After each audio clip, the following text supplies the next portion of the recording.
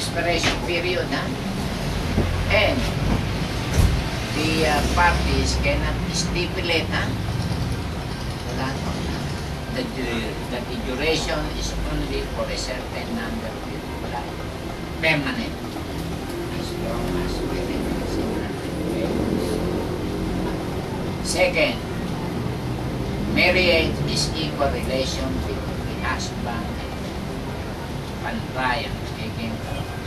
Okay? And third, marriage is total commitment between the husband. Okay?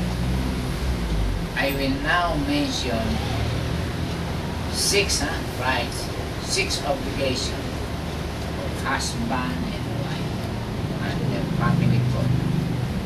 And you will see and understand why we say marriage is permanent, marriage is equal, marriage is total. Okay? Very important. Number 1. The husband and wife must always live together